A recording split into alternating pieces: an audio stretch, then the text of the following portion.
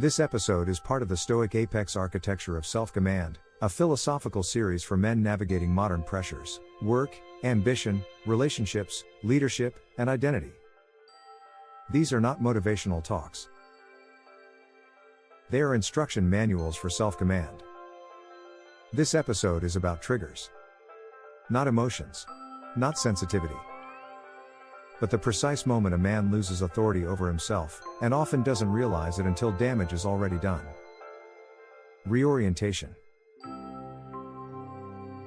Now we deal with something far less discussed. What your reactions teach the world about you. Because power is never about what you feel. It is about what others learn from watching you under pressure. Power is perception, not intention. The prince makes a brutal observation. Men judge more by the eye than by the hand. Translation for the modern man: people do not care what you meant. They respond to what you displayed. You may believe your reaction was justified. They only register loss of control. Here is the mistake most intelligent men make. They believe power comes from being correct. It does not. Power comes from being unreadable under stress. Every time you react quickly, you communicate where your pride lies, what threatens you, how to move you. This is not theory. This is social physics. And Machiavelli understood something most Stoics did not emphasize. A man who cannot govern himself will always be governed by others. Ask yourself, without defensiveness, who has learned your tells? Your boss? Your partner? Your colleagues? Your children? Emotional predictability is a liability. Machiavelli never warned against emotion. He warned against predictable emotion. Because predictability invites manipulation. When people know, you respond immediately. You escalate when challenged. You withdraw when misunderstood. They don't need to dominate you. They just wait. This is where modern workplaces, relationships, and social environments quietly erode men. Not through confrontation. Through pattern exploitation. Now, integrate neurobiology again. Stan Tatkin explains, people unconsciously track whether someone is safe or reactive. That tracking never stops. When your nervous system flares, others register it before you speak. They feel it. And what they feel determines how they treat you. This is why calm men are deferred to, even without authority. And reactive men are bypassed, even with titles. When was the last time someone waited for you to settle down before taking you seriously? Stoic discipline, the cost of needing to respond. Marcus Aurelius wrote, "The best revenge is not to be like your enemy." Most men misread this as moral advice. It is strategic instruction. If someone can provoke you into resemblance, they have already altered your behavior. And altering your behavior is power. The need to respond immediately is not a strength. It is relief seeking. Relief from discomfort. Relief from threat. Relief from wounded identity. This is where Toltec wisdom cuts cleanly. The Four Agreements offers. Nothing others do is because of you. It is because of themselves. That is not emotional comfort. That is frame protection. Because the moment you personalize an action, you surrender neutrality. And neutrality is the ground from which choice emerges. Return to the apex interval. Not as an idea, as a weapon. The apex interval is strategic control. The apex interval is where Machiavelli and Stoicism finally agree. It is where reaction is denied permission. Not forever.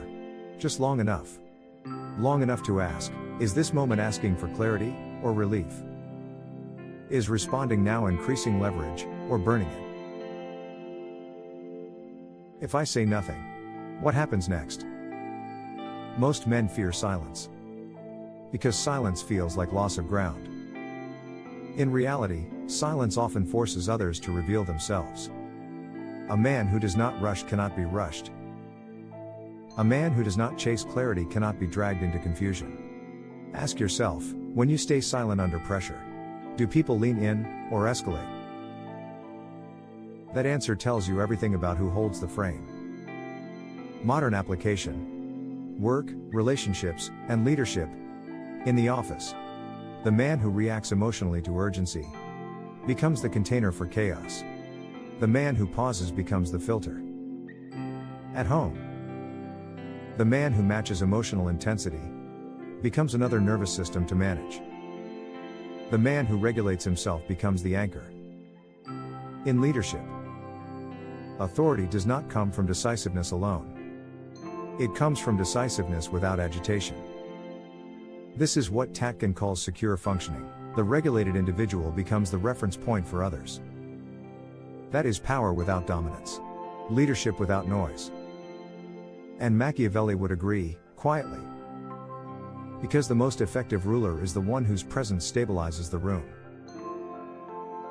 We have now exposed something dangerous. Your reactions are not private. They are data. We confront identity. Why men defend reactions as who I am. Why ego resists the apex interval. And how inherited beliefs keep you reactive, even when you know better. Before moving on, sit with this question. If someone watched you under pressure for a year, what would they learn about your power? Reorientation. We have exposed the cost of reactivity.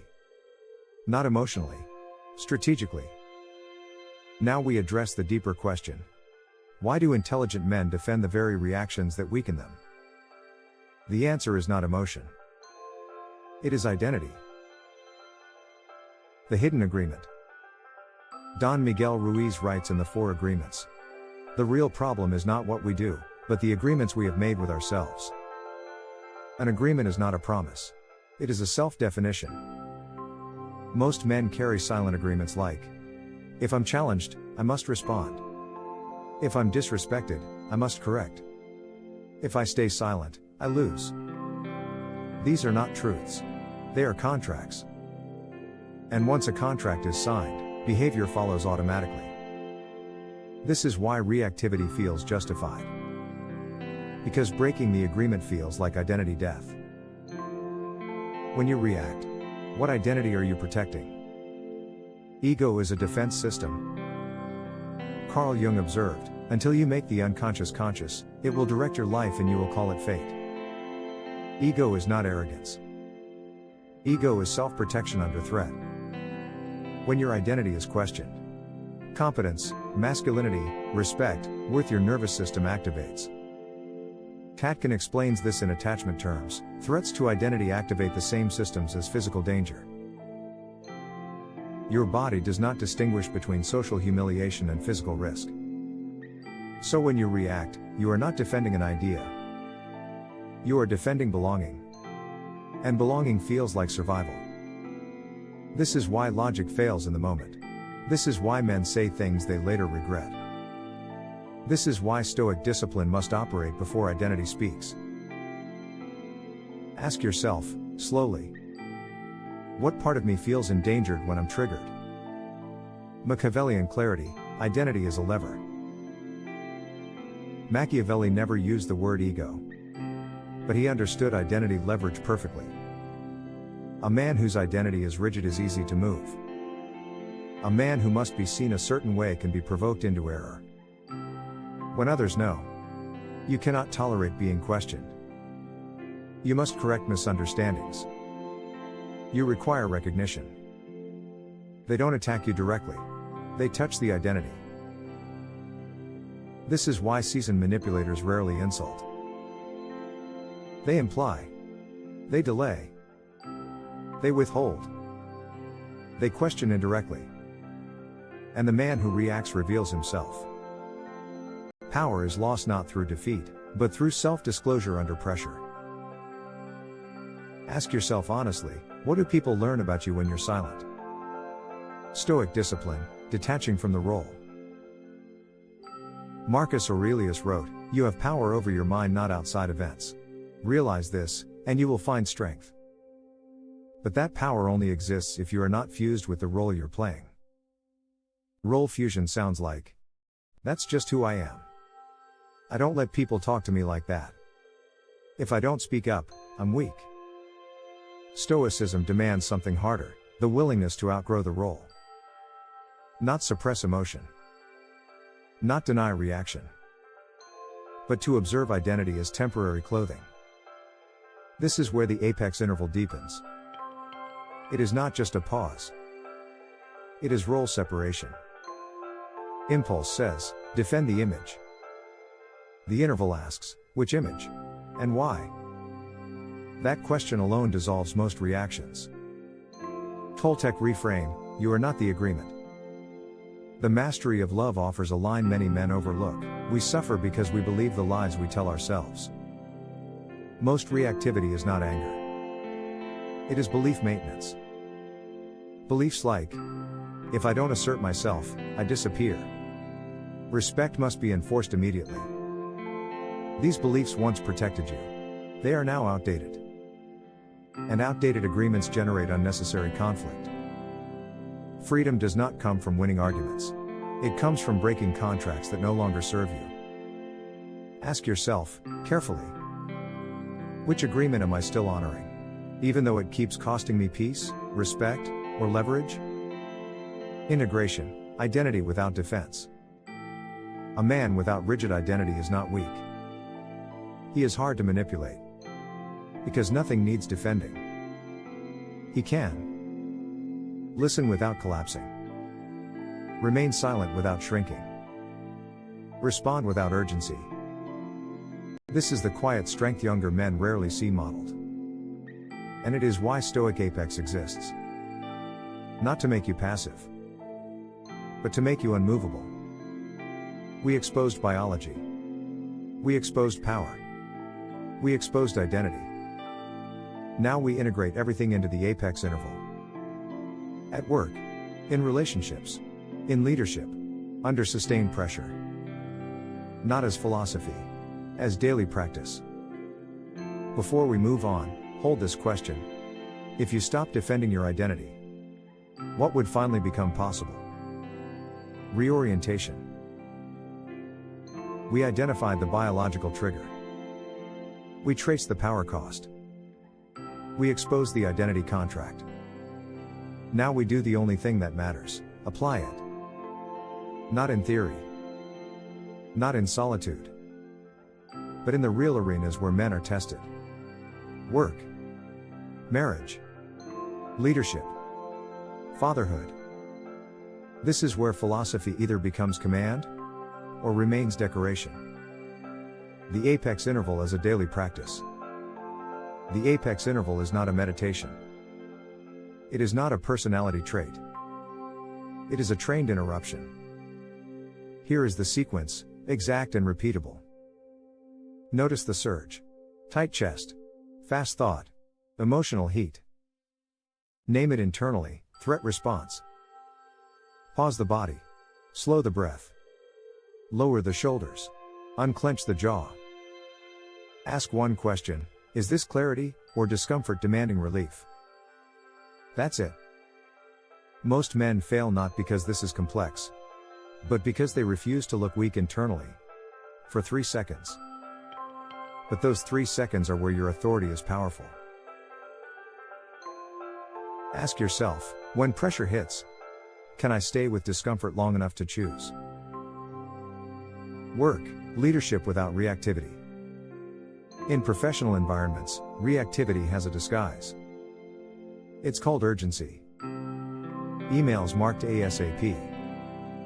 Meetings that escalate emotionally. Deadlines are weaponized to rush decisions. A reactive man becomes the container for chaos. A regulated man becomes the filter. Stoic discipline here is not about indifference. It's about judgment delay. Marcus Aurelius warned, you don't have to turn this into something. It doesn't have to upset you. Translated into modern leadership, you don't have to respond immediately. Just because others cannot regulate themselves. Machiavellian reality is clear: The man who sets the emotional tempo controls the room. Ask yourself, in your workday, are you responding to urgency, or deciding what deserves your energy? Relationships, security without suppression. This is where men get confused. They hear non-reactivity and think it means emotional shutdown. It does not. Stan Tatkin clarifies this distinction precisely. Secure functioning isn't emotional absence, it's emotional leadership. A regulated man does not withdraw. He stays present without escalating. In conflict, reactive men match intensity. Secure men absorb intensity without becoming it. That absorption is not weakness. It is nervous system authority. Toltec integrity applies here. Don Miguel Ruiz taught, what others say and do is a projection of their own reality. If you personalize emotional expression, you lose the frame. If you stay anchored, your presence stabilizes the exchange.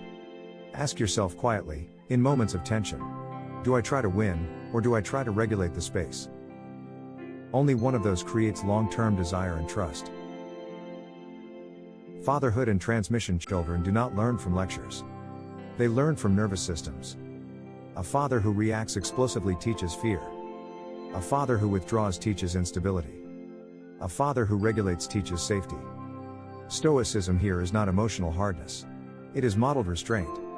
Epictetus taught, first say to yourself what you would be, and then do what you have to do. Children don't need perfect men. They need a predictable presence. Ask yourself, what does my reaction teach? To the nervous systems watching me? That answer echoes for decades. Power without corruption. Here is the final trap. As men gain composure, they sometimes grow detached. Cold. Superior. Emotionally unavailable. That is not stoicism. That is avoidance disguised as discipline. Spiritual humility is the corrective. It reminds us, power exists to steward, not dominate. Machiavelli warned rulers who forgot this eventually lost legitimacy. True command looks like this: calm without arrogance, silence without withdrawal, strength without display. Ask yourself, am I becoming calmer, or merely less available? Only one leads to trust. The man who holds. The man who masters the apex interval becomes rare. Not loud. Not impressive. But steady.